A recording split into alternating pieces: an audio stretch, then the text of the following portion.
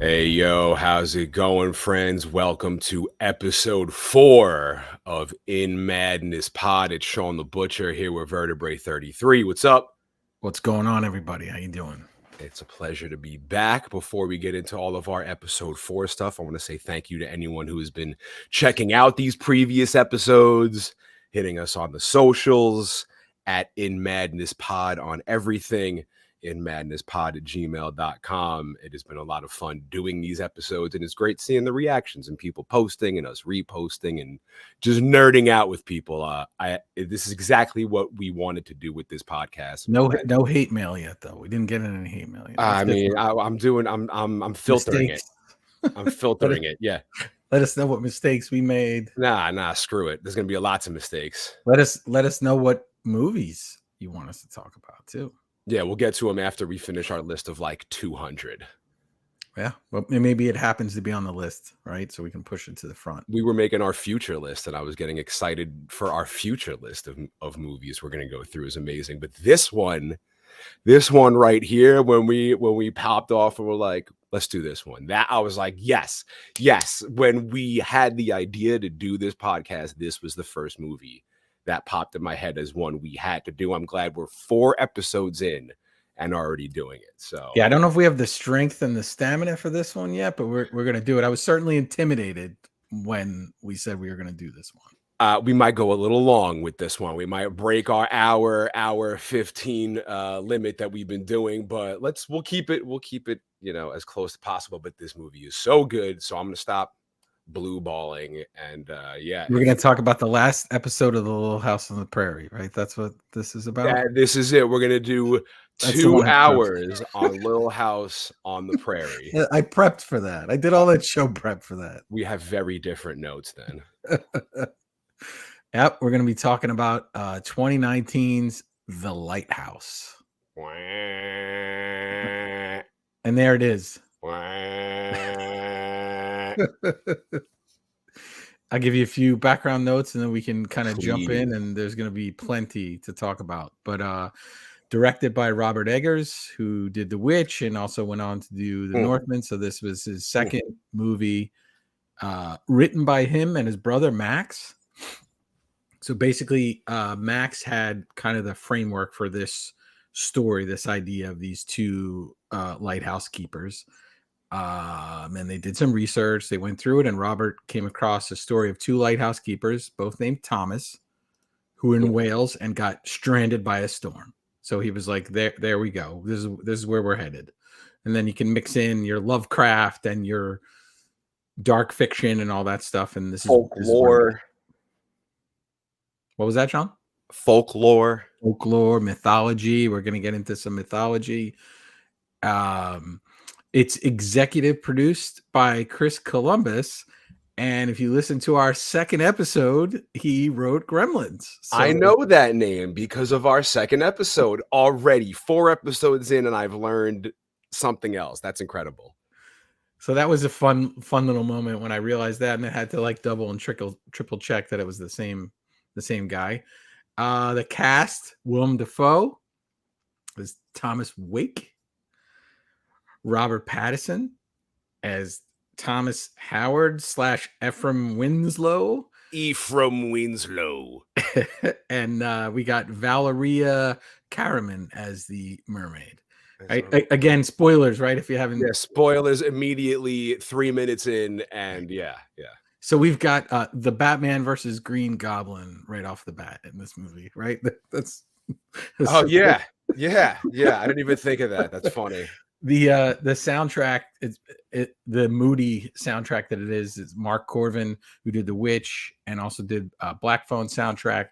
It's very hand in hand with the sounds of the movie, so it's often difficult to tell where a soundtrack is and where kind of like just sounds of the movie happen throughout it. I was just listening to it before we jumped on quite a bit, and it's certainly gets you in a headspace. It was shot in black and white, obviously. Surprise. Yeah. 1:19:1 is the aspect ratio. It's a weird, aspect ratio. and they used a special lens and some filters, but mainly the lens to kind of draw out the red of the image. So it gives it that very stark, they look very beat up, very weathered, right? If you pull red from flesh when you're looking at it, it's going to get this weird dark, that's the art in me to bring Interesting. that out. So that's where they got that from. And then Robert Eggers is big on things being period correct and building things. Shawn's favorite, practical effects. In this case, they built an actual 70-foot working lighthouse. Badass. They filmed it on the coast of Nova Scotia at a place called Cape Fortune. And then they built that actual lens, which is probably the fourth star of the movie, the Fresnel lens, it's called. And they lit that glass lens. Oh, the bulb. Yep, the bulb. Yeah, Gotcha. Yeah. Well, that's the lens, right? So the bulb's inside. So then this lighthouse actually, depending on how Robert Eggers tells it, it's 14 to 16 miles of light shown off the coast. So it's actually literally a working lighthouse with GPS and everything. They're not using lighthouses anymore, but this light that they put in here and they built this lens, it was a working lighthouse. So pretty amazing. It's incredible. Absolutely incredible. This is one of my favorite movies of easily like the last 5 or 10 years. I remember, I think right at the beginning of the pandemic is when I got interested in it, or maybe a little bit before. I can't remember if I was sick and I was like, I gotta check this out. I remember seeing commercials for it with the A24 and the Robert Eggers. I can't wait till we do The Witch, by the way. But yeah, I was very interested in this one. Shall we get into The Lighthouse? Yes, absolutely. But before we start, go ahead. Before we start, if this is The Lighthouse, are you Thomas Wake, Thomas Howard, and am I? Or are they the same person? Yes. Do we get into that now? We haven't even started the episode yet. I took us too far, but maybe you took us to the end. If we went on really long on this podcast, one of us would become one of them in some way. Yeah. Two shady dudes for sure. I love every part of this movie, how it just gets weirder and weirder from minute to minute. We have our two main characters. Am I calling them Thomas Wick and Ephraim Winslow, or Defoe and Pattinson? For now, I'm going to do Defoe and Pattinson. So it's Defoe and Pattinson, and that breaks our streak of not knowing names. I do have their names. I just don't know what to refer to them as. Either way, they are the two stars of this movie, essentially. They're wikis. They're both wikis. They watch this lighthouse. They are the stars of this movie, and essentially there is a third star, which is my favorite, the horn. I am obsessed with this horn. It is so, it's bothersome. It hits you in a weird way, and you already know something's up. So we're dreary right off the bat. You got this sound that's scary. It creates all this dread. The whole movie's in black and white, so it makes it even creepier.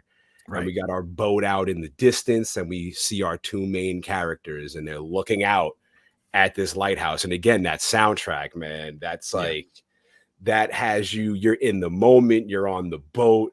And then they get to the island, and we got our guys carrying all their crap along all these dangerous rocks, and there's the changing of the guard. Right. You see the old two lighthouse keepers leaving, carrying all their provisions. The dam's got to the provisions. And then they're carrying their stuff out, and Robert Pattinson and Defoe are moving their stuff in.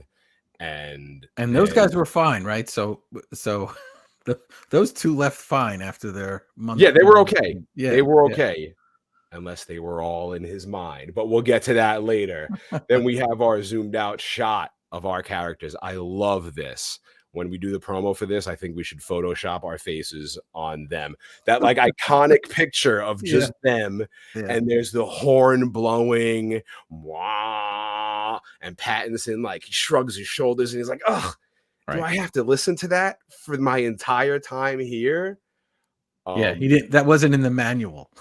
Yeah, yeah, yeah. No one told me this loud ass horn would be going off every what hour? How often does this happen? I don't know. I don't know. But one of my favorite parts, did you notice Defoe puts the pipe in his mouth, but it's upside down? Yeah. I love that. And apparently, it's funny you brought that up in the commentary. Robert Eggers said they did a lot of, he does so much research on this stuff.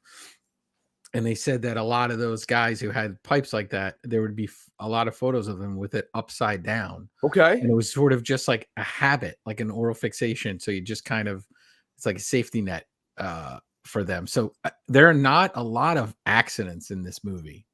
This is a very purposeful film. Everything is thought through. Every inch of what you see on the screen has something behind it. Right away, we see when they go into the house. What do we see from Howard, from Pattinson? What does he try to do? Well, so please, he walks. Well, the horn's still going off. Pattinson, is still standing there. Defoe walks away, and they go in their shitty little shanty. They're in their house, and the horn's still going off. And they go up to their room. Pattinson bangs his head. Even before that, he tries to get into the desk. He tries. Oh yeah, so I was gonna bring up the desk later on because it's really a main character at the end of the movie, but throughout the entirety of the movie, this desk is like kind of calling to him, but it's locked. He can't get into it. The only access to it is Willem Dafoe's character. It's where the manager keeps all the timesheets, and then anyone get in.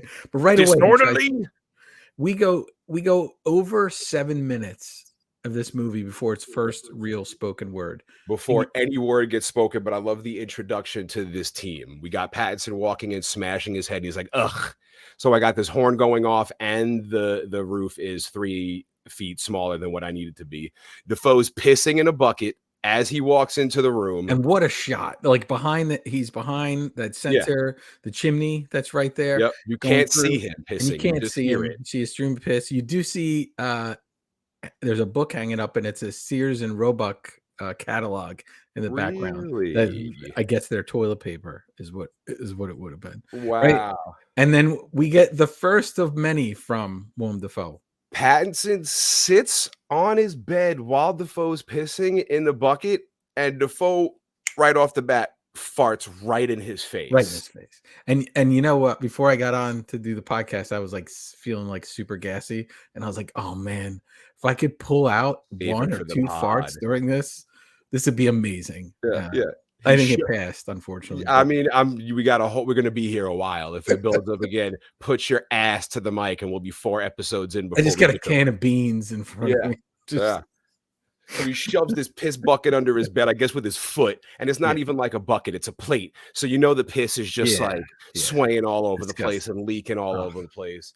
He walks away whistling, and right before he heads downstairs, cracks out another fart, just so Pattinson knows whose room this is. Right. That's an outro. That's his outro. Yeah, that's it. Just whistling. Yeah. Whistle, whistle, whistle. Whistle right down the steps. The best. So like Defoe, I'm already like, this is my dude. This is my guy right here. So maybe that's it. Maybe you are. Maybe I'm the wiki. I'm the wiki. Yeah. My leg. Gangrenous. Tetanus. So Patton's sitting there bummed. He's like, great, I got piss guy farting in my face. And digs around in his mattress, and we're maybe 6 minutes into this movie, and we have our first horrible omen. This little creepy mermaid figure is dug into his mattress. Right. Horsehair mattress. Can't be that comfortable. No, it looks flat as hell. It looks and then there's this idol. The what? The idol, right? The mermaid statue. Oh, is that an idol? Sure. Why not? What the hell's an idol? Oh Can my it god! Be an idol? I don't want to prove how stupid I am on a podcast right now. Is that what it's called? An idol? Yeah, like you're worshiping the idol, like idolatry. Oh, okay. I got you. Yeah. I mean, it's a statue. It's a little mermaid statue. But then we see all this big ass machinery. Has anyone ever made that? Has anyone ever made that? They don't sell that statue. The mermaid thing. Yeah. I mean, they should. They should. I'm sure somebody sent me it's like a VHS of Lighthouse. It looked really cool. Like it had this custom art and everything on it. But yeah, I would hope that they would make the creepy ass idle, as you say. But Patton's shoveling all this coal. He got to keep the fire burning and all this big ass machinery. We're just cutting around, like all the different things he's got to do. And then we're at dinner, like you said, our first dialogue, which is what, 7-8 minutes into the movie. Yes, the first dialogue is like over 7 minutes. And Defoe's making a cheers. So 4 weeks. 4 weeks on the job. We're gonna be 4 weeks on this rock. Right. And so for these scenes, because it's so dark, and they're using like 35 millimeter, negative and stuff like that. That light is actually a 600 watt halogen bulb.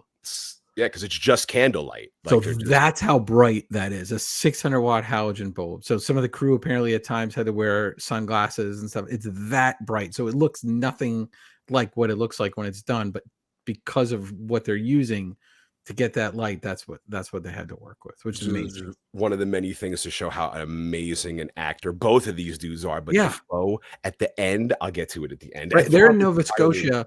They're in Nova Scotia, and it's like March that they're filming this, so it's freezing cold. A lot of the weather in the movie is actual weather that's happening at the time. Yeah, it looks miserable. Right, so they're freezing cold. You see, like the making of documentary, all the crew are all geared up in their weather gear and stuff like that, but those guys are just in their period authentic clothes, little thin ass waterproof. Yeah. Oh, and Defoe's making a cheers. 4 weeks on the job, and Pattinson's like, nah, and he's like, it's bad luck, one of many bad luck to leave a toast unfinished. And Pattinson's like, it says it's against regulation in the manual, yada yada yada. And Defoe's like, you'll do as I say. Take the shot. So Pattinson dumps out his drink, which is like immediately you left it unfinished. Even if you refill it again, you dump that toast. I feel like you got to start with the drink at that point, right? I mean, you're intro, and even if you don't drink, I mean, maybe he has a problem or whatever, but I feel like that's he's got many problems. But that's your breaking bread moment. You're gonna be with this guy for 4 weeks. He declines. You sleep like 4 feet apart from each other. You fart in each other's faces within seconds of hanging out with each other. Just pretend. Take a little sip. Just pretend. He pours out his shot and he's pumping the water on the sink, whatever that gross looking and sounding pump is, into his cup. And they cheers. And he drinks it, and he spits it out all over the place. Defoe's laughing his ass off. He's like, does it taste like toilet water? I guess, I don't know what it is. I guess there's like the water line, and it's connected to the toilet. I don't know what, however it's hooked up back there. Well, it's connected to that whole area that he has to later on go the water pit. Yeah, clean up. And that's Hershey's chocolate syrup that's actually coming out of like. Oh, that's Psycho. That's Hitchcock. Yeah. Hey, look at us go. So it probably tasted fine, but that's what a great actor he is. He pretended it was lousy. So Defoe's laughing his ass off, and he's like, that's one of your jobs. Make sure the water's good. Tidy up the quarters. There's lots of work to do. And he goes, yes, sir. Aye, sir. Aye, sir. We are laying down the law. Defoe is the boss. Right away. His food. The food looks disgusting. I don't know what it is. It's mush. It's mush on their plate, and he's eating it. He's going. He's the worst. And I hate awkward, quiet meals. So I can't. Like, I would have been hoping that horn would go off more when we were sitting there, just like sitting across from this guy, eating like a wild man, hacking. Like, there's just silence, right? There's nothing going on. They can't listen to Bluetooth. Yeah, let's just put some tunes on lightly in the background. Nothing. They got to sing to each other. He tells Pat, he's like, you're working through the night. And he's like, I want to see the light. So when do these guys, I didn't look this up because I wanted to ask and see what you thought. So they sleep during the day? Who knows? Their schedule they have to be horrible. They have to be up at night to run the lighthouse to everyone be safe, but they also have to run the lighthouse when there's storms, because if it's super foggy and it's daylight, they're still going to need the light to get to the coast safely. I don't think there's a good scheduling plan with just 2 guys at the helm for the Lighthouse. I think at least a third guy would leave some breathing room. No, I'm sure they're not eating well. I'm sure they're not sleeping well. They're certainly drinking well. And they just got there. Why is there so much work to do already? Like with these other roommates that left, did they not do anything? Man, you know, the C shift, they leave and they leave Yeah. you all the friggin' work. You're like, "I gotta recover all this." You're Yeah, not you getting know. your deposit back. Look at the way you left this lighthouse. Yeah, yeah, bastards. But Defoe's not letting him see the light. He's like, What are you? What are you? You? Who are you? You're the new guy. See to your duties. The light is mine." Yeah. Yeah. That means a lot. That means a lot. So Pattinson's shoveling coal. We got the horn going off. I love the placement because it's not too much. It's not too little. When you forget about it, it comes back. Sometimes Right. it's loud. Sometimes it's low. Like it's the third character of this movie. And Eggers described this is from hell to the heavens. So that shot of like they're down there with the fire, and then kind of the tracking shot of it straight up the lighthouse to the light, right? So there's this long shot up this winding staircase, like yes, to the light that's turning the lens. The lens is turning. And then and there's Defoe with it. Yes. Naked, stoned or drunk or in some catatonic state. To ye, me beauty. Trippy. What is happening in this movie? The light is just spinning. The lens is just spinning and spinning. And Pattinson's walking around the island, smoking on his bogues.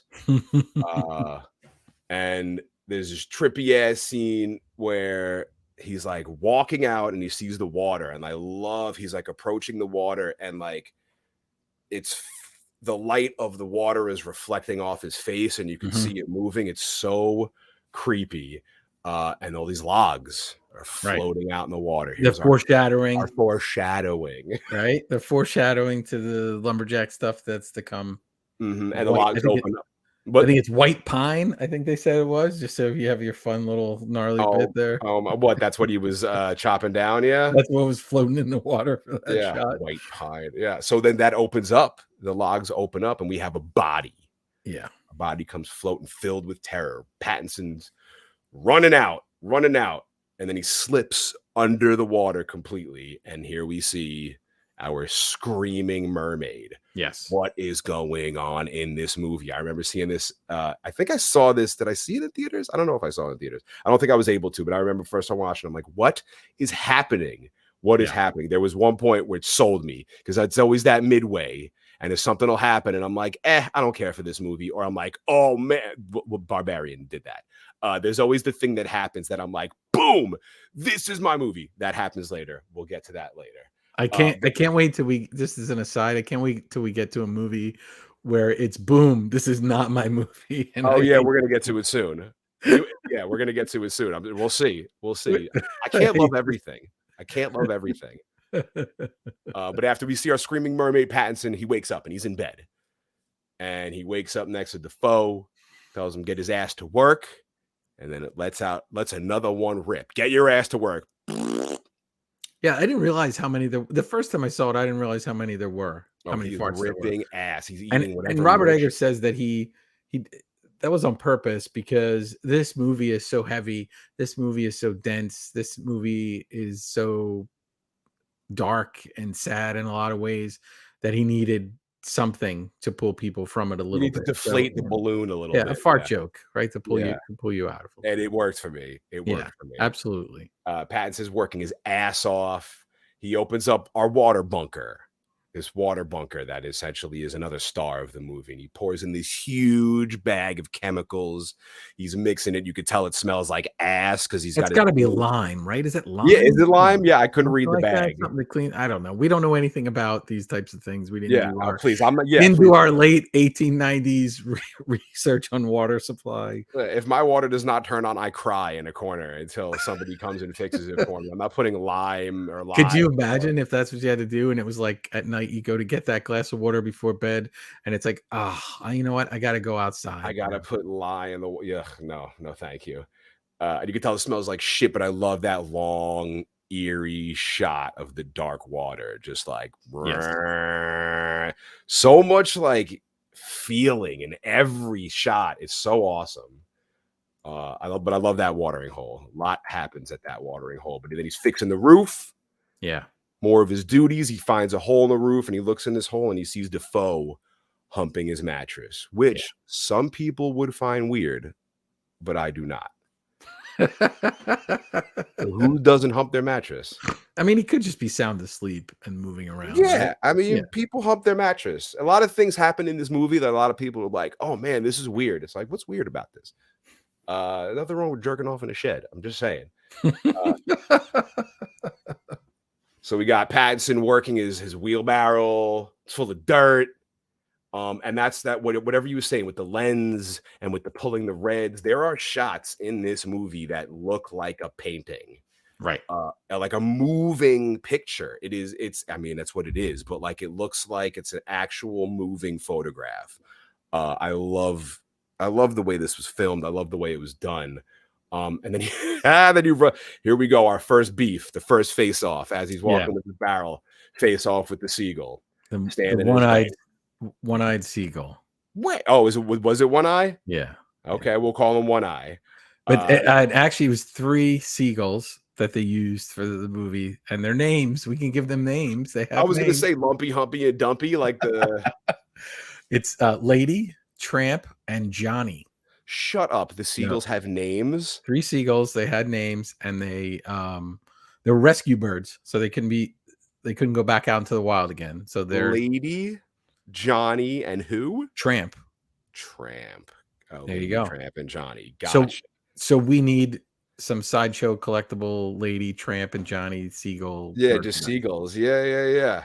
And there's a lot of seagulls in the movie, and what they said on the commentary was a lot of that was just they hung around because the crew's there and they got food and they got whatever. Potato chips, right. Jones Beach. It just kind of happened, so they would end up in shots like perfectly. Perfect. And it was like, wow, we could, this is on the storyboard, and now here it is in real life on its own. That's amazing. Some things are meant to happen, especially with this awesome movie. So he throws a rock at it. Yeah. And he gets attacked bird style, your favorite Hitchcock birds. Starts chewing at him and then it flies off. Yeah. But we will meet again. Yeah. So not very soon. Yeah. Throughout. Then I love this part. This is me working with my dad. We cut to Pattinson dragging this 55-gallon tank of this big ass, I don't know, oil, fuel, whatever the hell it is, tank up these stairs, one stair at a time. Oh, and making all this noise, just dying the whole time. And this is a long staircase. Yes, 70 feet up in the air. So he dragged it up. Yeah. He gets all the way to the top. And then he seems to get drawn because he's right by the lens, he's right by the light, and he seems to be floating towards it. And then boom, out of nowhere, Defoe's like, get out of there. You don't go there. Stay away. Oh, and use this little tank instead. And then throws him the little tank. And he's like, use this next time. Bring it down from where you got it. And then my favorite line of all time, again, me working with my dad. You're too slow. Are you a dullard? Yeah. No, sir. And then fooled me. Boom. Slams it in his face. So then we get back to the dinner.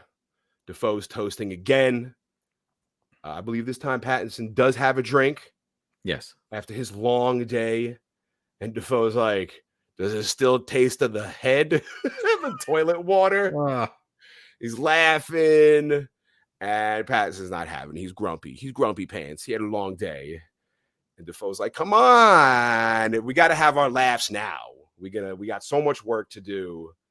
But Pattinson's not about it. He doesn't want to talk. And I just love all of Defoe's lines.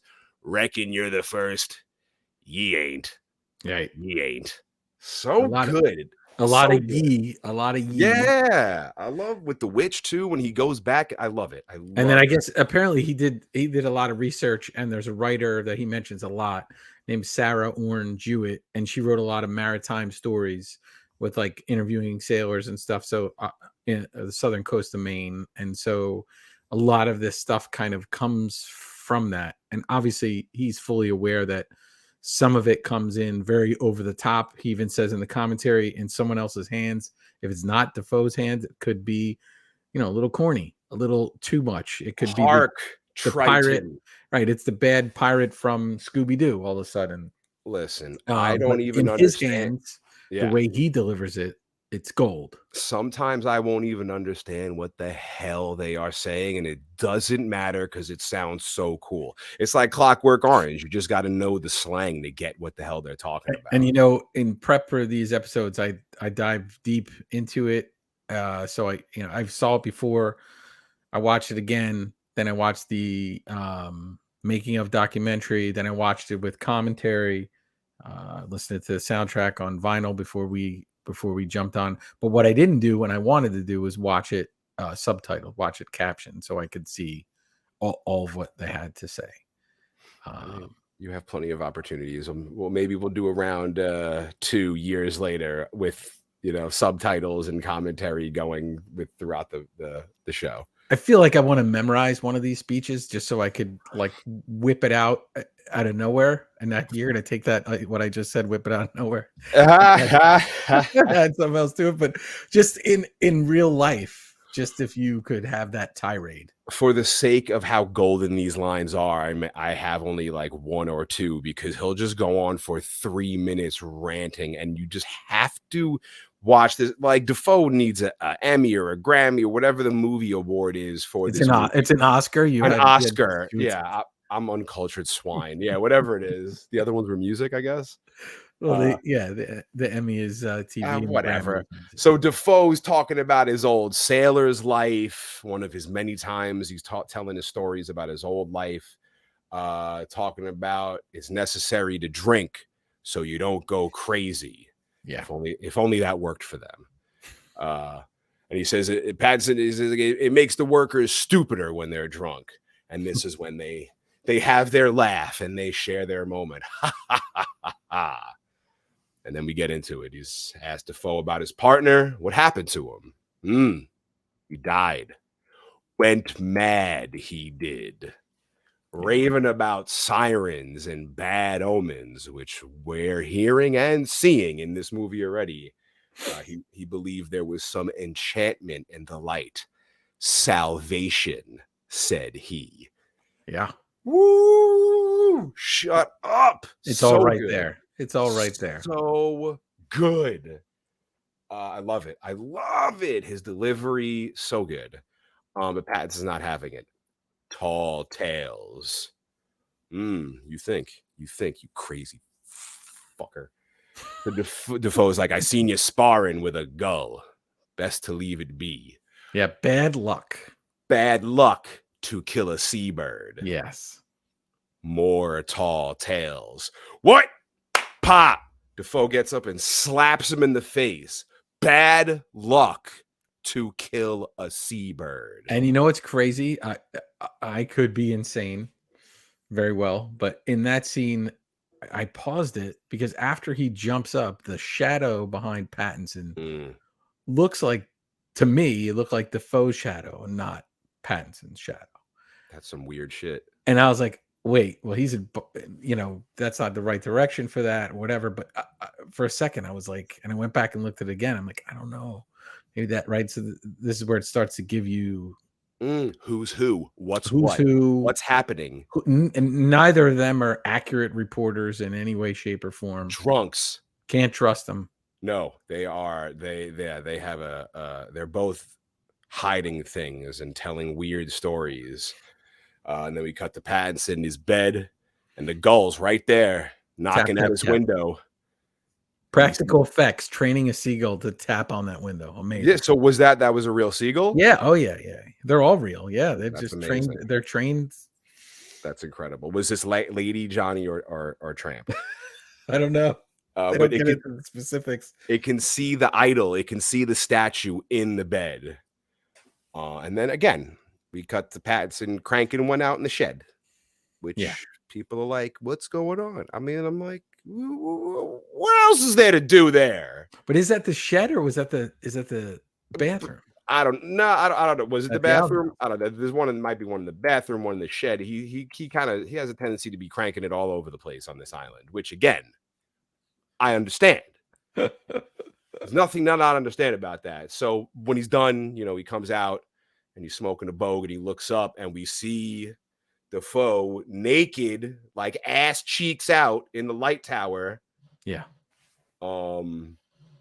Just weird. Comes out of the light tower. He's looking down at him, and like no words exchange. Well, he's hiding. Pattinson's hiding, so Yes. he That's doesn't how do you see him. get the pureness of that light. I mean, you got to be naked to soak in all the Them pureness ass of cheeks were out. that. So then we got Pattinson doing more work, and Defoe pops in. Get ready, because another one's coming. You've been neglecting your duties. Nuh-uh, nuh-uh. Boom, brings him in the house, and he's like, this is messed up, right? I don't have the whole speech, but this is one of the first times Defoe goes off on Yes. Pattinson, Yeah. lets him have the business. And what is Defoe doing? What is he doing? What is Thomas Wake doing all day long? I mean, he's got his notes. He's got to man the light. He's got to fart. He's got to sleep. Maybe he's cooking their terrible dinners. He's old, so I'm sure he gets to do less. Right. Yeah.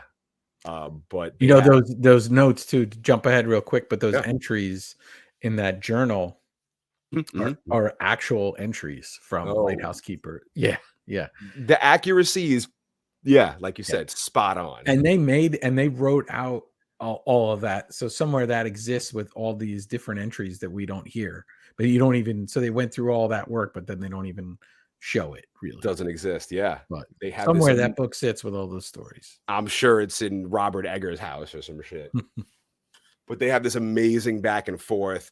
Pattinson's pissed. He says he cleaned it. Defoe does not give a fuck. He says, you will do every single thing I tell you to do, and you will like it. Excuse me. And as he's screaming at him, spit is coming out of his mouth, and he's spitting in Pattinson's face. Right. Spitting on him. Swab, dog. Swab. Calls Pattinson a dog one of many times throughout this movie. So Pattinson's working his ass off, miserable in the pouring rain. They're eating dinner in silence, and we have this Shining moment where they're eating, and Pattinson's just sitting there in silence, looking at the floor, and you got this eerie music playing in the background, and it's just this long ass shot of them, and like he is losing his shit if he hasn't already lost it. And this movie is super intense, obviously. And it's funny. I think when I first saw it, I loved it, but I was like, it's slow, and I like slow movies. Like I'm 100% okay with that. Having rewatched it a few times, it doesn't feel slow to me anymore because now I know everything that's coming, and we're building, and this building of this tension and all this kind of stuff.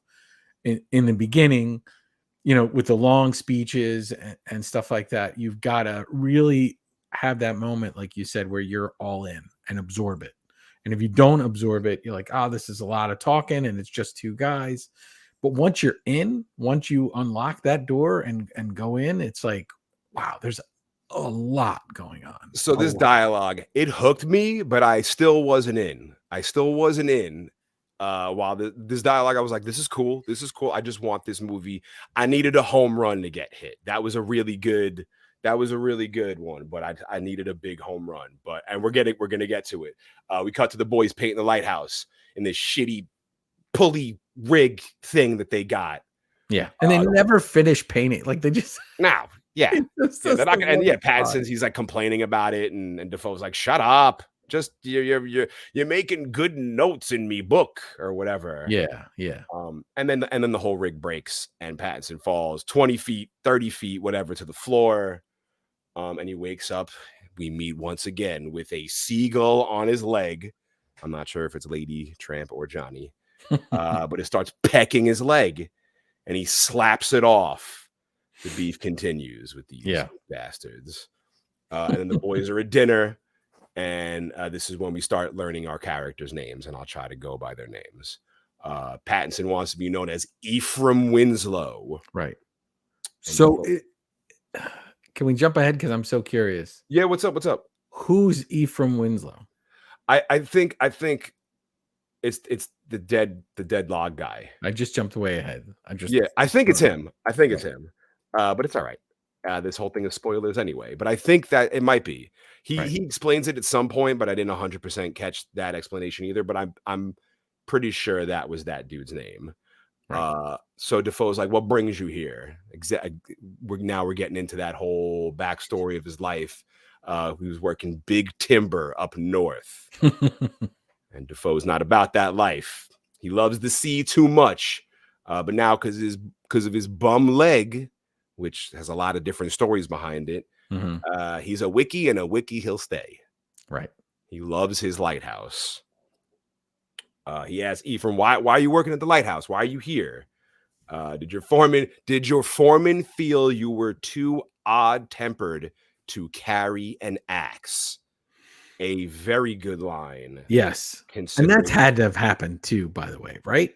They get on that job and be like, I don't know. Sean's a little off today. Maybe have him operate something else rather than the actual axe. And considering what happens with an axe in this movie, great foreshadowing right there. And they're just joking around. But we learn that Ephraim just wants to save his earnings. He wants to get a place of his own. And then he asked Defoe, "Why is it bad luck to kill a gull? In 'em's the souls of dead sailors." Yeah. Okay. Interesting. Interesting. I didn't know that. I learned things watching this movie. We cut to Pattinson in bed. He can't sleep. He needs to smoke a bogue. He reaches in his shirt, and there's nothing there. God damn it. Got to walk his ass all the way over to the lighthouse, go and grabs his cigs, and he looks up. And this is kind of where the movie again, like, kind of pulled me in because I Is was this your moment? no, not yet. Because I was still like, what is happening? Yeah. Because we look up and we see Willem Dafoe's feet, right? And he sounds like he's rubbing one out, which again, I understand. And this viscousy, weird ass fluid starts leaking down, which I can only assume is jism. And then we hear this weird ass noise, right? And an octopus tentacle slithers by. Like, Right. I was like, and again, I was like, this could either fall off for me. This better this better have a cool thing happen, like, because Yeah. that was cool, but I wanted to know what and why and how. But still, I was still very interested. That's a Yeah, lot of tentacle slime that comes yeah. down. Yeah. Is it tentacle slime? Is I this is don't what know. I don't know. Maybe. I don't know. I'm calling it I'm calling it Defoe jism. Uh, yeah, I guess it could be tentacle slime or whatever, but they get the zoom in on Pattinson's eye. He see the thing slithers by, and like he's like, what? Like, you see the shock in his eye. He is freaking out. Mhm. Um, okay, here we go. This is where I'm sold. Okay. We cut to him. He wakes up. He wakes up in bed after having this freak out, seeing the tentacles, the jism, everything. He's in bed. He wakes up. And he goes to pump more water, and it's coming out, and it's black, and it's Right. muddy, and he's like, ugh, just like he said. Ugh. He goes to the sump outside, and the gull lands on this water sump. They have a face off.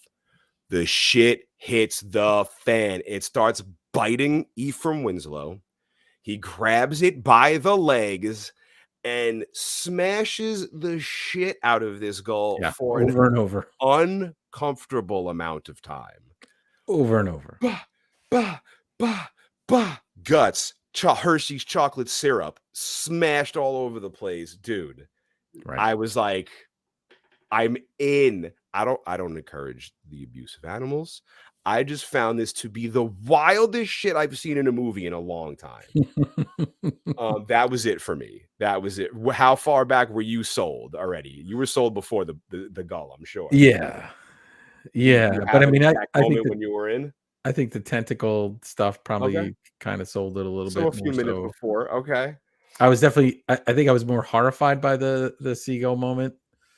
But it's gripping, and when you re-watch it, there's so much going on with this guy, and we're building this moment, and this seagull is really done like barely anything to him. He tapped on the window a little. He got in his way I once. mean, he was biting them. He started attacking them at the I watering mean, but it was hole. his pant leg. I mean, it wasn't. It Uh, wasn't. well, I mean, again, bad Then luck. at the watering hole, he goes at him a little bit more. He definitely Obviously, goes at him a lot at the watering he hole. does. He does. Uh, so I'm not gonna say he had it coming, but he definitely listen. He fucked with the wrong guy because Ephraim Winslow is a psychopath. I guess. But after the gull dies, what do we see? We get this eerie music. Doom. Something horrible is about to happen. The camera pans up. I love this shot. Camera pans up the lighthouse. Scary ass music. We see the weather vane. What is it? And the wind changes direction. Yep. At that moment. It's blowing one way. Flat. 180 degrees the other way. So now we're in it. Now you're in it. You did it. You killed a seabird. It gets creepy. I mean, it's been creepy, but that shot alone, still tentacles, dead seagulls, winds changing. I have no idea what is really happening in this movie. Even at the end, we'll get to that later. But again, the foe comes up, telling Ephraim, the winds have changed. There's dirty weather knocking about. Yeah. They got a bunch of work to do. They got to prep for the storm. They're eating dinner, having a few toasts, and then boom, they're going glass for glass, getting mighty drunk, singing, dancing, stoked to be going home, getting off of this rock finally. They're smoking cigs, they're talking, and just having a chat. And Defoe goes, at times I thought you'd split my head in two, but you're a good kid. Woo-hoo-hoo-hoo. Now More foreshadowing. He goes, one day you'll, And now physically split his head in two, or is Robert Pattinson mentally split his head in two? Who knows if any of this is Right? even happening? Right? So maybe that's he gives us a lot with no answers and lets us play in this world. And I'm glad I'm only visiting this world because I don't want to live in this world. It is scary. It is scary. Robert Eggers' worlds are always gnarly as hell. And he goes, one day you'll tend the light. And Ephraim's like, well, why haven't I? Yeah. They get into this big yelling match, but they laugh it off. They're drunk. And he asked Defoe his name. So now we finally get another name. Thomas Wick. Call me Tom. I think it's Wake. Is it Wake or Wick? I don't know. I don't know. You figured we looked this up. We're going to do this here. I thought he was saying Wiki. Yeah, you want to look it up? We'll take it. Well, I'll kill some time while you look it up. I'm pretty sure. I'll double check it. Yeah, I think it's Thomas Wick. Maybe it's Wake. I mean, at least I'm close. It's Wake. I'm going to concerts a long time. It's Wake. Is it? Yeah. Okay, so Thomas Wake. And I had in my notes too, because a wake is something where you're presiding over the dead, right? The dead, yeah. And also just a wake with water and wave or something, right? Yeah. So it's got that double meaning, but they are wikis. Wikis. Okay, so it's Thomas Wake. I'm probably gonna get this all mixed up. So the boys cheer, they're getting off this damn rock, and then the eerie music kicks in.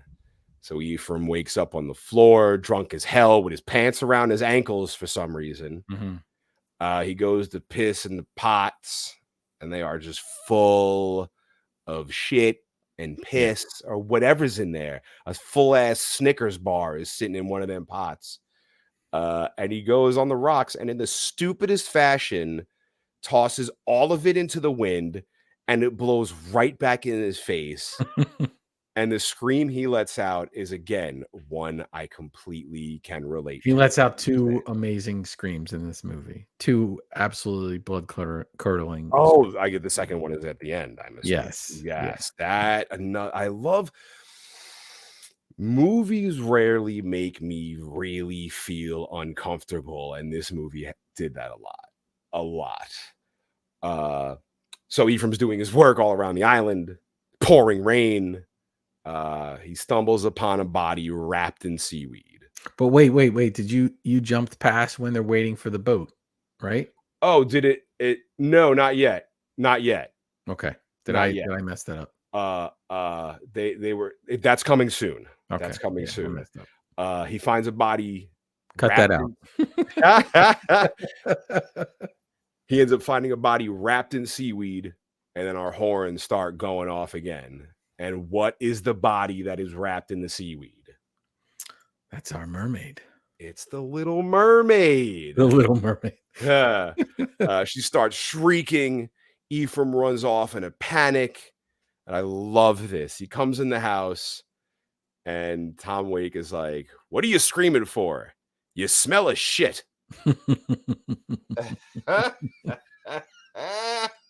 You know, in the script, they're written, their character names aren't in there, and they're just written as old and young, which is Why? really interesting, right? Why? Which is really Exactly. interesting, right?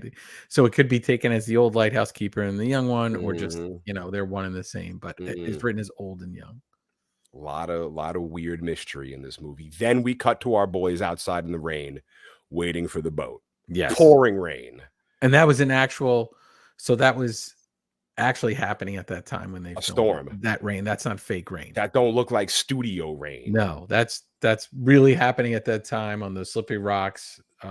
Incredible. Incredible. How do they set up the equipment in that way? It's Yeah. incredible. And then we cut to them back in the house. They didn't come. Bwah. Dreadful music. Horrible storm crashing against the rocks. Ephraim's working. Wick comes freaking out. Thomas Wake comes freaking out. The dam's gotten to the provisions. Mhm. All the food's rotting. We need to ration. And then the shit gets crazier again.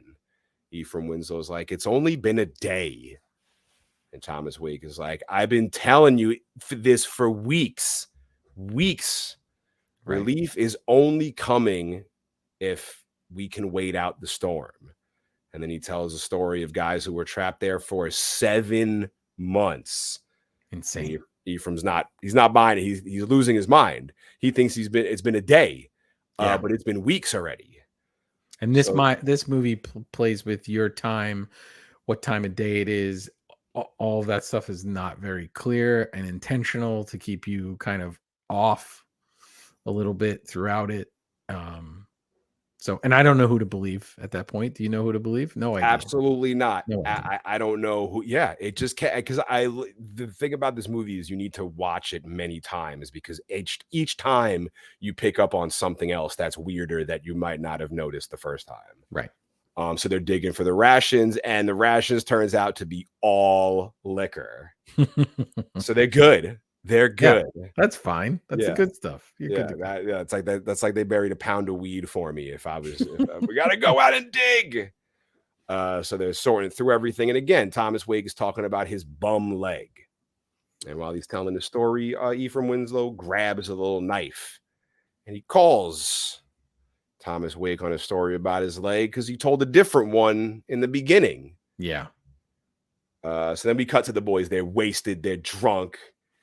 And then again, another Oscar-winning performance. Is it Oscar? Is it, which one is it? Yeah, you got that right. Yeah. From Thomas Wake, Willem Dafoe. They get into this argument about his lobster. They're drunk. They're wasted. I still don't even know what they're fighting about. Right. And Ephraim refuses to say that he is fond of Willem Dafoe's lobster. And we get our epic moment. Hark! Triton, hark! And the thunder cracks. Yeah. He goes on this 2.5, 3-minute rant. Yeah, a rant. Based about on what?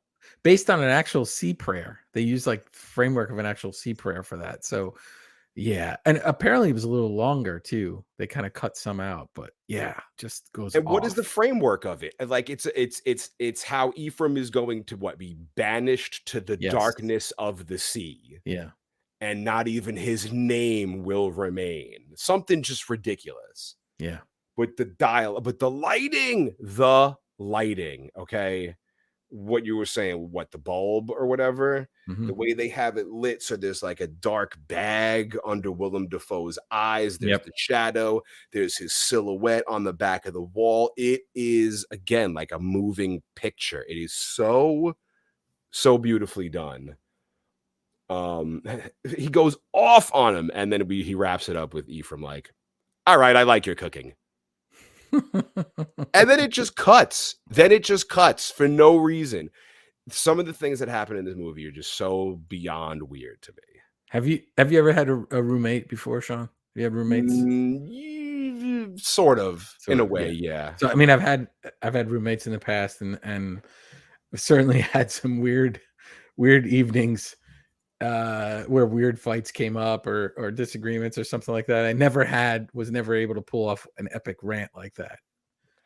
He did Um, phenomenal, and, like, that's if there's one thing to see this movie for, it's that rant that he goes on, because it is just if the seagull didn't get me, that rant that he did would have.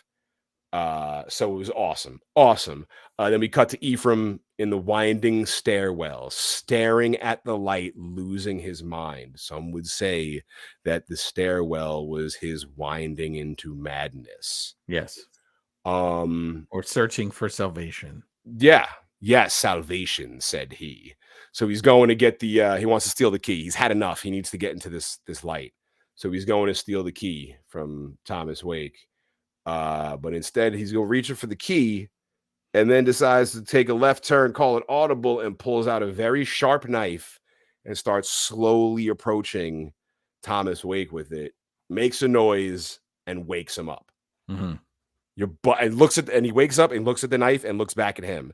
It's like, Yeah. you are busted. And like, instead of a fight breaking out, instead of anything, he's like, you got work to do. Turns around, farts in his face, and falls back asleep. Can't be the first time that's happened to Oh Thomas. yeah, people wanting to stab him for being a Yeah. bastard. Yeah. Yeah. So Ephraim's laughing his ass off. He's slipping into madness, very Shining-esque.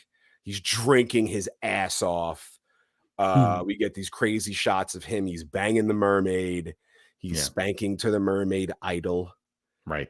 Then we got this guy with the blonde hair. We see the back of his head. This Yeah. blonde hair. Who is this? We don't know who this blonde hair man is. We see the back of his head. I assume that's the real Ephraim Ephraim. Winslow. I Yeah. think so, unless I'm wrong. I'm probably am. And then Pattinson blows his load, throws the mermaid idol, breaks it into pieces. And there's a cut of him while all this is happening, pulling up a lobster pot. And he opens up the lobster pot, and there's a head inside the lobster pot. Dun dun dun. Whose head is that? What is happening in this movie? Every 5 minutes, some weird shit is And happening. that's what William Dafoe's head, and Is it and Willem Dafoe's head? yes, and they Oh, kind of okay. based it on and Albert Durer is a famous illustrator artist, and he did something with tentacles and like stag horns and stuff like that. So he kind of Eggers uses a lot of art as inspiration for shots. We'll get to one a little bit later. But yeah, and he has like kind of the crown on. He's got like almost like a little bit of a crab crown type thing. Yeah. Yeah. Yeah. Oh, what you're talking about, Willem Dafoe? Yes. Yep. Later on? Yeah, yeah, yeah. No, now when he pulls up the head, there's a weirdness Oh, on it. okay. Yep. Okay, yeah, so when he pulls it out of the lobster pot, yeah, I didn't know that was Willem Dafoe's head. But we cut to Wake and Ephraim Winslow drinking, drunk as hell, like psychotic drunk. Ephraim Winslow's like singing, but he's not singing. He's just going, just scary drunk. Which are actual words. They are actual words. Oh, really? It's some like lumberjack song. You know, Yeah, everything. it's funny you should say that because Robert Eggers says in the commentary that you'll think he's ranting, but if you watch it, I guess we do need to watch it with the captions on. I think I feel like it's an actual song that he's kind of singing, but it's this maniacal ranting. Drunken, yeah. Losing his mind. So we cut to the boys there. Now they're dancing together. They're singing together. Okay. They go to kiss each other for some reason. I don't know why. Yeah. Sexual frustration. The boys are spanking. They're all over the island, jerking off. Defoe's up with his ass cheeks out in the lighthouse. Sexual frustration, jail. This is what happened. I get it. So they begin fighting because they don't want to make out. They begin fighting. So then it cuts to the boys. They're drunk on the floor. And Ephraim's like, I lied. Yeah. I'm not Ephraim Winslow. I'm Thomas Howard. Yeah. Can I trust you? Don't go spilling your beans to me. And he spills his beans. He Yeah. spills his beans. Ephraim Winslow, who is now Thomas Howard. I'm gonna write that down because I might forget later. He spills his beans. He wanted to do him in. He let this guy die. I'm assuming the guy is the blonde dude, Ephraim By Winslow. the way, I love the idea that spilling your beans is a catchphrase that William Dafoe would have when he's farting through this entire movie. It's Of a thing. course, he'd make beans references. Yeah, I have a text thread with my friends, and we're obsessed with this movie. And the text thread is called Beans. There you go. Yeah. There you go. So yeah. He let this guy die. All right. Ephraim Winslow, Thomas Howard. He watched this dude get swallowed by the logs. Or killed him. Okay, so yeah, I'm not exactly sure how he did him in because in the flashback they show him like poking him with this wooden stick, sort of. They just show the motion of the stick, but the way he describes it, he's like, he saw the I saw the slip coming and he didn't, and I didn't say nothing, and he got swallowed by them logs. Again, I feel like this is all that slang that they're saying that I don't understand what they're saying, but I mean something. So he lets this guy die. He gets swallowed by the logs. He did him in. And then he took his name, I think. I'm pretty sure that's how it worked. He took his name. So he's looking around, and you don't see Thomas Wake, you don't see Willem Dafoe, you just hear, "Why'd you spill your beans?" Evil aura surrounding, even more so than there has been this entire movie. Right. Because he was kind of okay with not knowing the truth. Like, just play along. Like, just, you can be that guy. That's fine. Yeah. Just drink with me and let's have a good time. I'm going to tell you some stories that are probably not true or exaggerated, but let's hang out. We got 4 weeks or longer, whatever it ends up being, and let's make the best of it. But, Pattinson comes in intense from the moment he walks in there. He's super intense. Yeah. Yeah. He's a young dude. He's not stoked. He's obviously had a troubled past. Then we get this really artsy vision, which again, another cool thing that I really I don't know if I understand it, but you got Pattinson. He's up in the light tower and there's his body on the floor, and Pattinson picks it up and it's him. And then they both turn around and there's naked Willem Dafoe with the light shining out of his face into their faces. And what's crazy, so this was based off an actual painting from 1904 by Sasha Snyder. And if you find the painting, I can send it to you. We'll put a link. We can put a link in the show notes to some of this stuff. I think we haven't done it for the other ones, but I feel like we probably should do it for this one because there's something else I'm going to get to later, which I think we could link to as well. And it has the light coming out of his eyes, and it's kind of almost very close to that shot. That's just an amazing shot. Absolutely amazing shot. I love it. I don't know what it means, but I love it. But I'm glad to know that it was something, because at least it has some reference and meaning to something. Right. But then we cut to Pattinson. He's dragging the little boat out. He wants to get the hell out of there to escape. And here comes Dafoe. Don't leave me. That's me. That's me. I'm clingy. They'd be trying to get away. We got to get away from Shawn. And I'm just like, no, don't leave me. He axes the shit out of the boat. This is Willem Dafoe axing the boat. Okay. Just a reference what's going to happen later. He chases after Pattinson with an axe, very Shining-esque again. You're abandoning your post. I'm going to report you. Whenever things get tight, he goes managerial on them. Yeah, exactly. Yeah, upper management. And Pattinson tells Dafoe he knows that Dafoe killed his old partner because he thinks that that's the head that he found in the lobster pot. Yeah, he's like, I found the head in the lobster pot. You drove your other worker mad with your mermaids and your trinkets. I want to know what you're hiding up in that light. Yeah. And Defoe's like, you're insane. I knew you were insane when you were just chasing me with that axe. What? Yeah.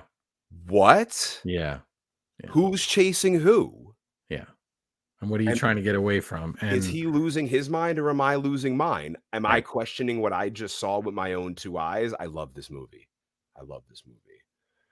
Defoe says, "How long have we been on this rock? 5 weeks?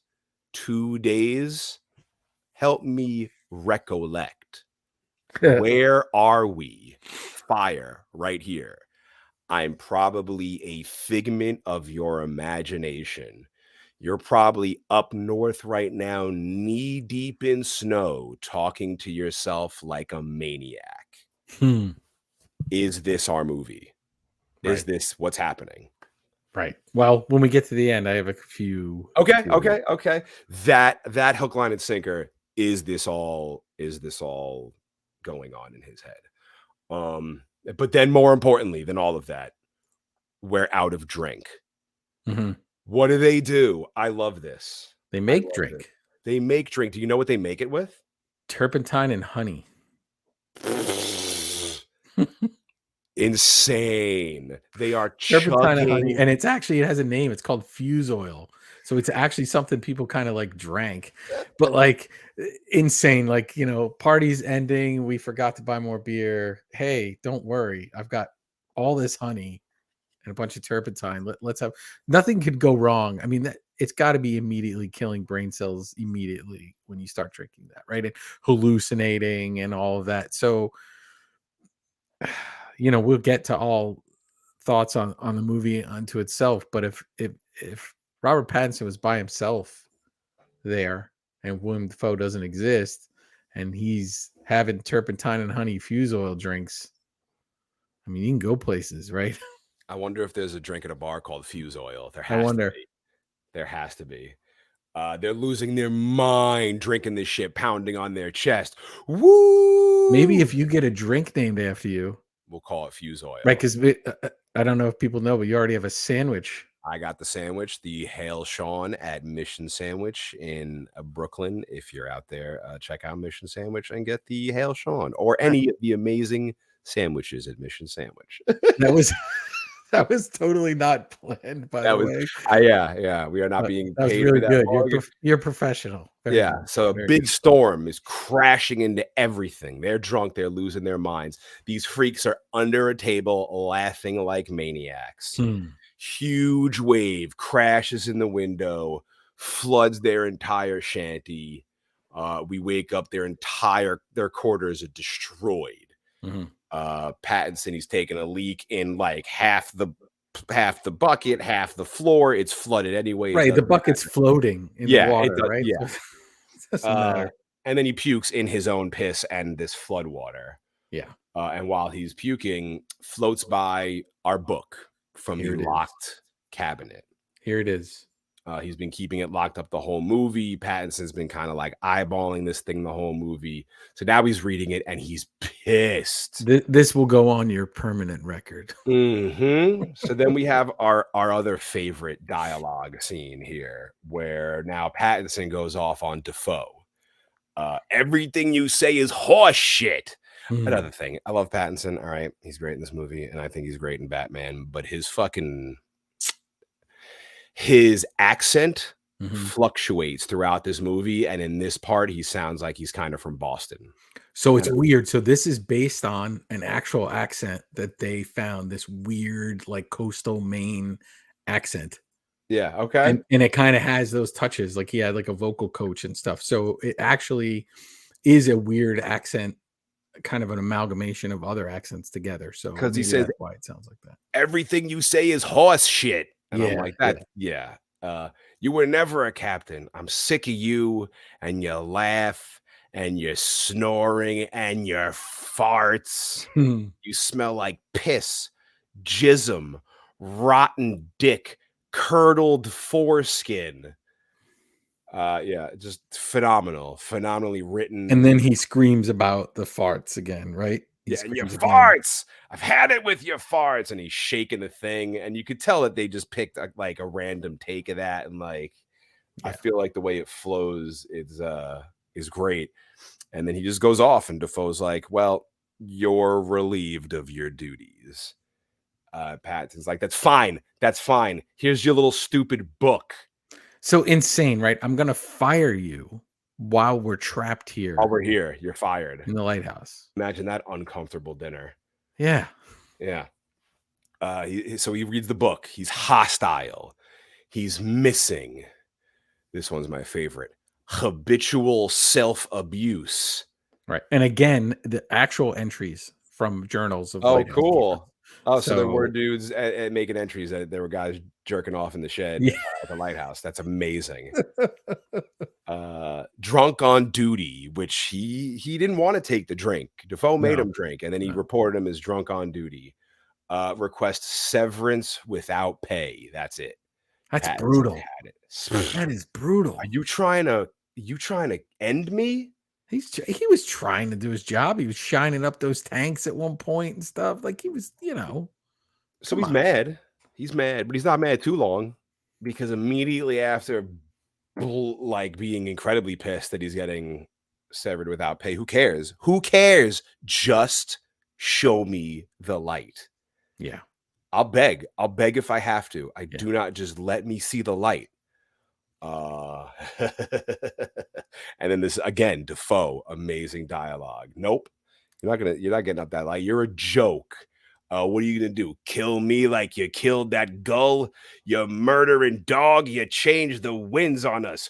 Will you kill me like you killed Ephraim Winslow? You filthy dog. Just Mhm. so good. So good. They're beating each other up, fight breaks out. And then for a second we get the flash of we see Ephraim Winslow's face. Yeah. Yep. Then it turns to the mermaid. So they're fighting. As they're fighting, right? So he's punching him. First punch, you see Ephraim Winslow. The second punch, you see the mermaid. The third punch, we see Willem Dafoe as like this underwater. What is this? Like, I is don't he a know. king, a I queen? don't know. And the octopus tentacles are like surrounding Ephraim Winslow or whatever, Pattinson, as he's beating on him. And then he's like, "You're killing me. You're killing me." Mhm. So he stops. He doesn't want to kill him. He doesn't need a dead body he has to bury yet, I guess. Yeah. Yeah. So then boom. Now bark. Now who's the dog? Yeah. Pattinson makes Willem Dafoe bark. Get up, walk on all fours, and he walks him to an already freshly dug casino Joe Pesci style open Right. grave. Well, that's where their provisions were. Oh, son of a let it be the running theme in the show where I have no idea what's going on in a movie. So they dug them up. They just left the hole, and then boom. You're the new provisions. That's convenient. That's pretty funny. So then yeah, and again, Defoe, give this man his Oh, award. just taking shovels of dirt in the face, dirt in his mouth. Amazing. He's in the grave and he's Amazing. just saying, do you know what this monologue is about? Is it just like death, I guess? Yeah. Yeah. I mean, I didn't research that, but yep, I would He's feel like it is. eating dirt. And the camera, it's up and it's slowly zooming in on his face and it doesn't cut away and it doesn't move. And there's dirt getting shoveled in his mouth and he's chewing it so he could finish and get the line out. And you see him go and fucking swallow. You see him swallow a Yeah, chunk of dirt. he's eating dirt, Dude, 100%. And then Pattinson ends up jumping in the hole. And for a second, did you think like you figured Defoe is dead and now he's got guilt, right? and he was gonna save him. Yeah. You Or thought try to save him. But you thought he was a good guy. what is he going after instead? The movie's called The Lighthouse. He's going after one goddamn thing, and it's those keys to the lighthouse. Yeah. But most importantly, and here's what I would do, it's like, all right, I got what I wanted. I sure could use me a smoke. He goes and realizes, shit, I don't have my cigarettes again. Yeah. So he goes back to the shanty, and he's got to get his bogues because you can't go see the lighthouse without having a fresh bogue. And boom, here comes Willem Dafoe. He's not dead. The light belongs to me. Shining with an axe. Whap! Right in the what? Shoulder? Yeah, right in the shoulder. Scuffle breaks out, bleeding all over the place. Pattinson takes the axe, and is referenced many times in this movie. Splits Defoe's head in two with the axe. Splat.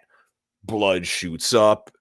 Right. You don't see it happen, but you hear it. The Yeah. noise they use is amazing, and the splatter effect is And they phenomenal. said apparently when they filmed it, there was he swung that axe and there was a magnet there, and the axe hit the magnet and then they splattered up. They shot their stuff up to get it like that weight of it being pulled in.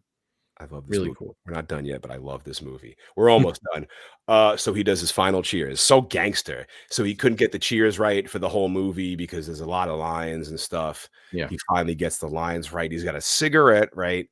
And in the same hand, cigarette and turpentine, and like drinking the turpentine and smoking a bogue. Like that is so like I mafia. mean, you're about to blow yourself up probably, right? Yeah, I was like, he could drop one little ember in there and Yeah. explode everything. Boom. So he makes his way up to the lighthouse. He opens the hatch, and we got the huge spinning lens. I have bulb, but it's the lens. And this is it. This is it. We Right, have so been that's the waiting. Fresnel lens, and then he opens the hatch to the Yes, lens. it opens by itself, I think, Yeah, right? it opens by We itself. have waited the entire movie for this moment.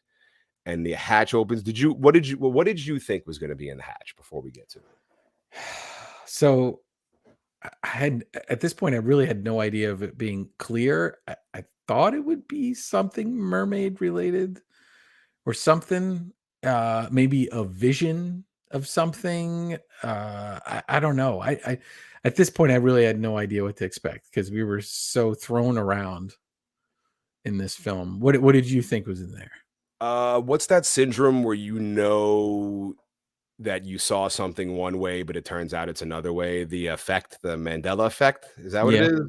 I don't know if that's it, but I sure. something like that. I could have swore when I first saw this movie, an arm came out Oh yeah, of the bulb yeah. of the lens, but I guess that never happened because it never happened any other time I saw it. I'm like, didn't that happen? But yeah, so it opens up and we see his face. He's just looking. So we're looking from the bulb's perspective at Robert Pattinson, and we Right, just see his face lit up. And right. he slowly sticks his hand in, and then like phenomenally done in his like reactions Yeah. because Blood it's curdling scream, insane. pleasure, it's fear, it's It's screaming, it's vibrating, the scream is vibrating everything.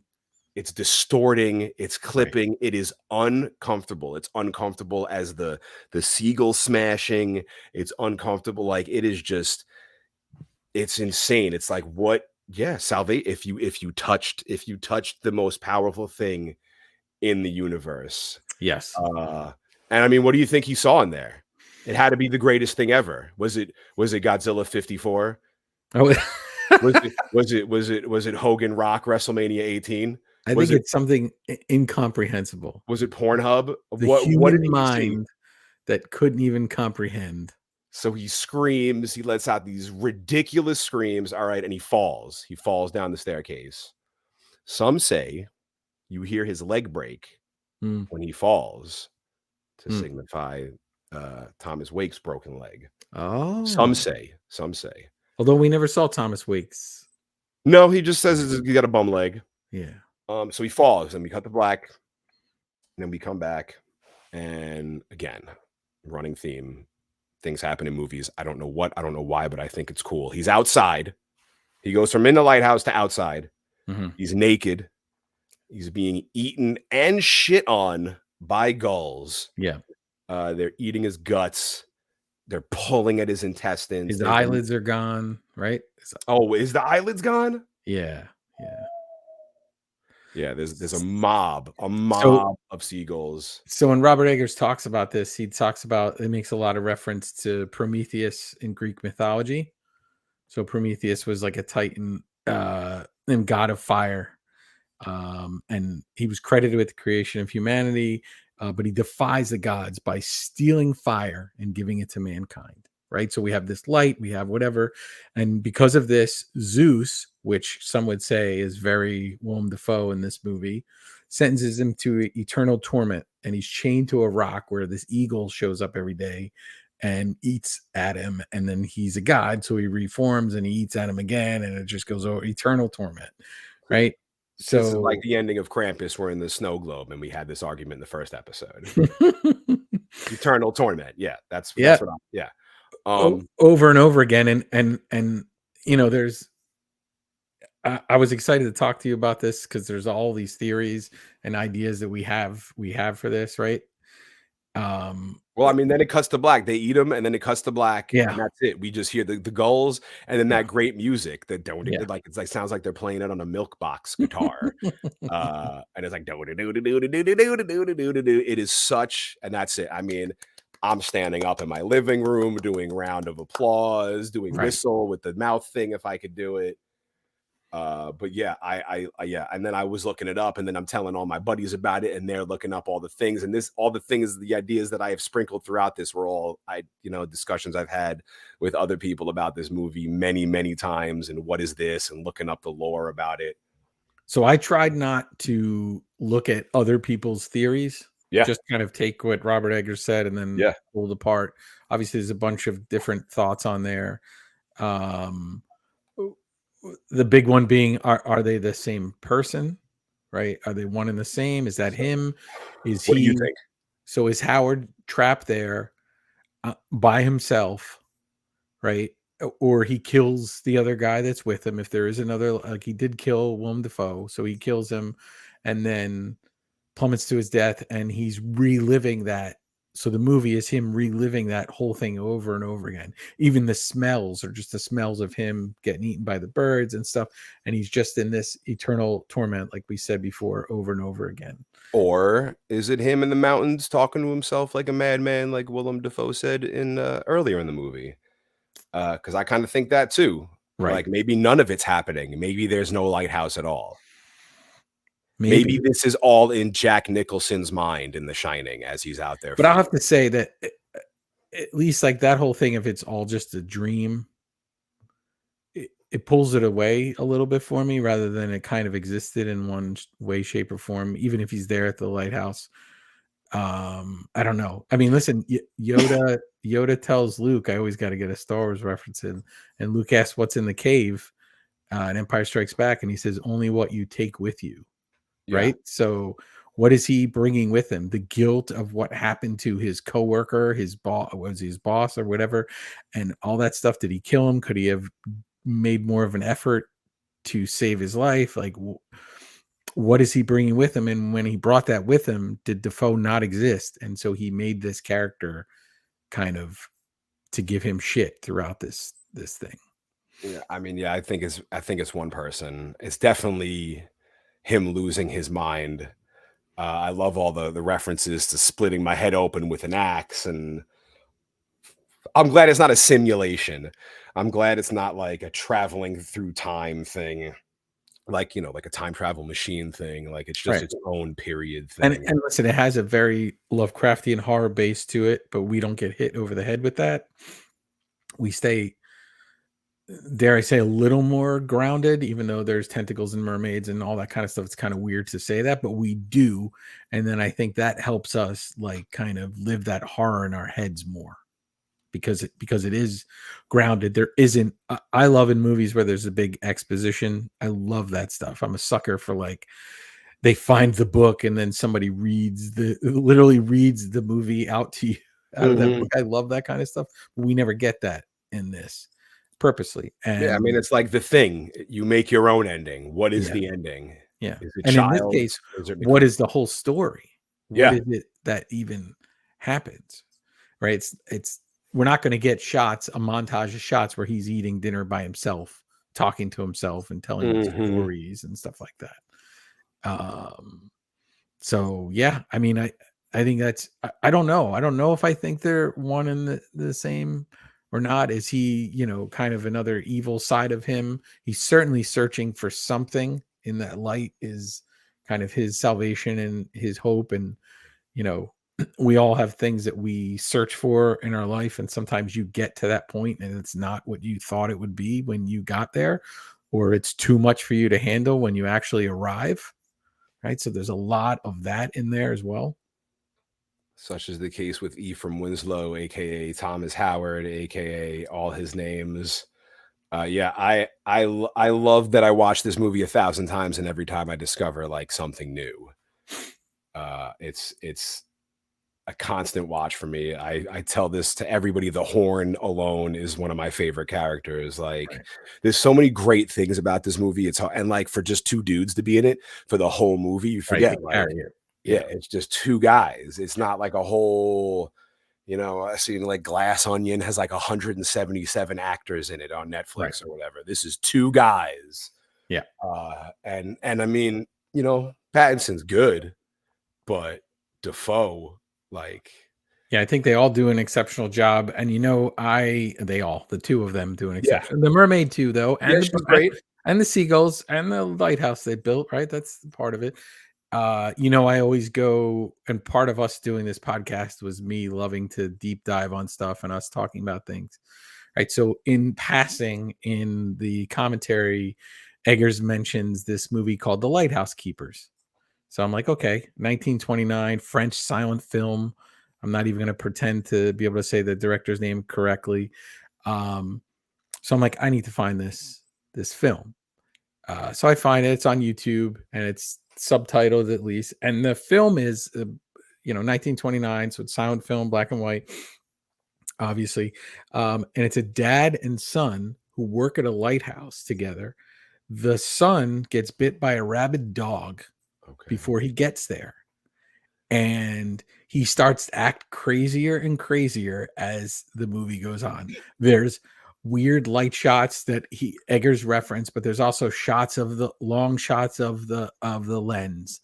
There's visions that he has these dreams of this dog, and it's multiple versions of the dog mirroring in the lens. It's hard to watch because it's so weird, and it's a silent film. You have to wrap your brain around that. But the music is insane. It's this weird, sometimes jazzy score. It's amazing. And the son goes mad, and then he starts fighting the father, and the father's trying to maintain the lighthouse, and they're fighting, and the son falls to his death out of the lighthouse and dies on the rocks. A lot of Insane. inspiration. Yeah. Yeah, insane. The only main thing is different is they do a lot of cutting back to, I think maybe it's fiance or wife or girlfriend or whatever, and the mainland. But if you cut out all of the mainland stuff, you've got two dudes in a lighthouse, and one of them's getting more and more insane as it goes along. Right? In this case, it was very clear, like he got bit by this dog. The same way Carpenter perfected The Thing, Eggers perfected Lighthouse. Yeah. The Lighthouse Keepers from 1929, and he wears all his influences and things that so it's not like he's trying to be like, oh, I made this, and it's a completely different movie. It's I'll put in the links. It's over an hour long. I tried to go through it. There's some shots that look very similar with the waves crashing and stuff, but I think you'd get that anyway because it's a lighthouse. But I thought that was pretty cool. I love this movie. I'll recommend it to everybody. I'm so happy we did an episode about it. Did you get all your gnarly bits in? Have all your facts been? I think I did. The problem with this movie is that if I watch it again, if I watched it right now when we're done recording, there'd be 5 more things that I wanted to It say has about. definite rewatchability, which is great. It's Right. rare. I mean, not for any of the movies that we're talking about. So that wraps up episode 4 of In Madness Pod, The Lighthouse. I think so. Are we teasing? In Madness Pod on all the socials. Yeah, we got to get better at the calling. We're doing it. We're good. I'm at Shawn the Butcher. You're at Vertebrae33. You want to hit your plugs? Yep, vertebrae33.com.net. I have a store. You can buy shirts and posters from me. I have a Halloween poster that I did, officially licensed poster, and Vertebrae33 on all the socials as well. Drop us a line. Let us know if you're listening, what you think. If you have any movie ideas, you have any thoughts on The Lighthouse, I'd love to hear, people send in their thoughts and their theories. That'd be amazing. Or merch. If you have any cool merch, if anybody has that friggin' VHS I was talking about, I got to check that out. So awesome. Do you want to tease what our next episode is? It's a first for me. I will. So I really don't know how to tease it. So I get to pick one that Shawn hasn't seen before. And it's based off a Lovecraft story, and it's colorful. That's all I'll say. I like that. I like that. This has been another amazing episode. Thank you very much for listening. Make sure you follow us, and we'll see you at episode 5 of In Madness Pod. Take care, everybody. Thank you.